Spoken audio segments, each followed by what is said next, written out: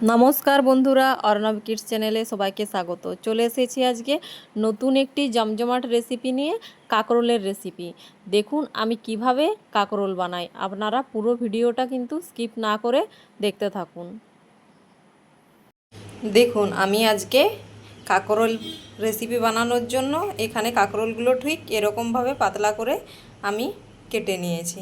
দেখুন পুরো ভিডিওটা আমি কিভাবে কাঁকরোল বানাই।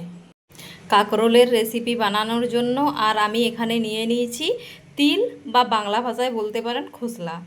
এটা আমি পেস্ট করে নেব আজকে। দেখুন আমি নতুন পদ্ধতিতে কিভাবে বানাই, এটা আমি পেস্ট করে নিচ্ছি।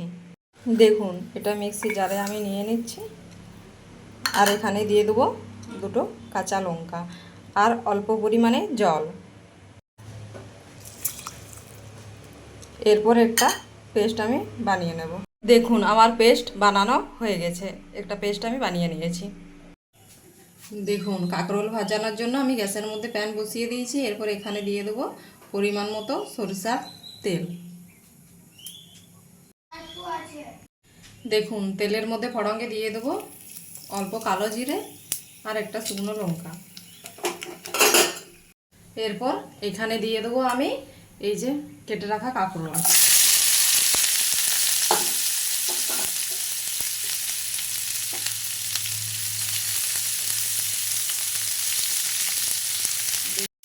দেখুন এই যে কাঁকরোলগুলো আমি খুব ভালোভাবে নাড়িয়ে নেব। এই কাঁকরোলের রেসিপি কিন্তু খুবই সহজ, আপনারা এভাবে বানিয়ে খেলে। দেখুন এগুলো কিছুক্ষণ নাড়াচাড়া করে এরপর এখানে আমি দিয়ে দেবো পরিমাণ মতো লবণ আর হলুদ।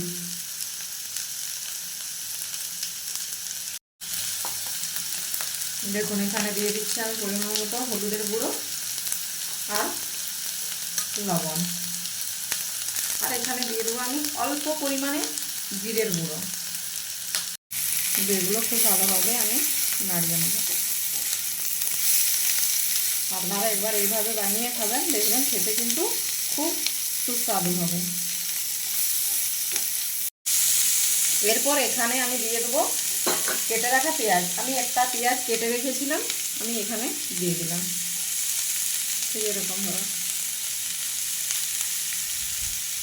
আমি কাঁকরোলগুলো কিন্তু একবারে পাতলা পাতলা করে কেটেছিলাম, তার জন্য কিন্তু খুব সহজেই এটা ভাজা হয়ে যাচ্ছে। এরপর এই পেঁয়াজটা দিয়ে খুব ভালোভাবে আমি মিশিয়ে নিলাম। এরপর গ্যাসের আঁচটা লোতে রেখে প্রায় 2-3 মিনিট মতো আমি ঢেকে রেখে দেবো। দেখুন এটা দিয়ে আমি ঢেকে দিচ্ছি, কাঁকরোলটা একটু সেদ্ধ হয়ে যাক। প্রায় 2 মিনিট হয়ে গেছে, আমি এরপর ঢাকাটা খুলে নিচ্ছি।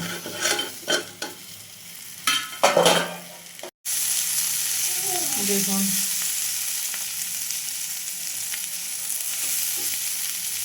আর ভাত কেটালাগুলো কত সুন্দরভাবে ভাজা হয়ে গেছে। এরপর এখানে আমি দিয়ে দেবো পেস্ট করে রেখেছিলাম যে তিলটা বা খোসলাটা, সেটা আমি এখানে দিয়ে দিচ্ছি। দেখুন এরপর এটা দিয়ে এই পেস্টটা দিয়ে আমি খুব ভালোভাবে এটার সাথে মিশিয়ে নেব। আপনারা একবার এরকমভাবে বাড়িতে বানিয়ে খাবেন, দেখবেন যে খেতে কত টেস্টি হয়। আজকে আমি প্রথমবার এরকম রেসিপি আপনাদের সাথে শেয়ার করলাম, আপনারাও এরকমভাবে বানিয়ে খাবেন।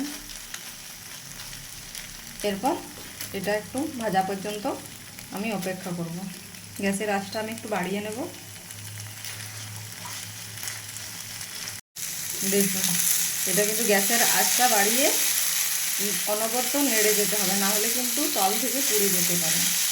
হালকা হালকাভাবে নাড়িয়ে নিতে হবে কিছুক্ষণ বাদবার।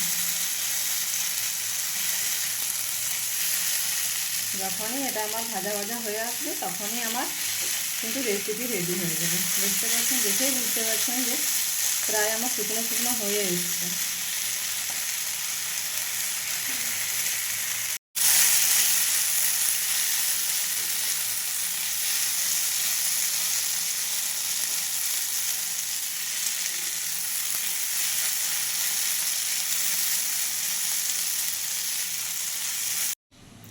দেখুন বন্ধুরা আমার রেসিপি কিন্তু রেডি হয়ে গেছে। দেখতে পাচ্ছেন দেখতে কত সুন্দর হয়েছে। আপনারাও এরকমভাবে বানিয়ে খান, খেতে কিন্তু খুব সুন্দর লাগবে। যদি আমার রেসিপিটি আপনাদের ভালো লেগে থাকে অবশ্যই আমার চ্যানেলটিকে সাবস্ক্রাইব করে দেবেন এবং লাইক, ফলো, শেয়ার, কমেন্ট করতে একদমই ভুলবেন না। ফিরে আসছি নিত্য নতুন রেসিপি নিয়ে। ততক্ষণ ভালো থাকুন, সুস্থ থাকুন, সাবধানে থাকুন।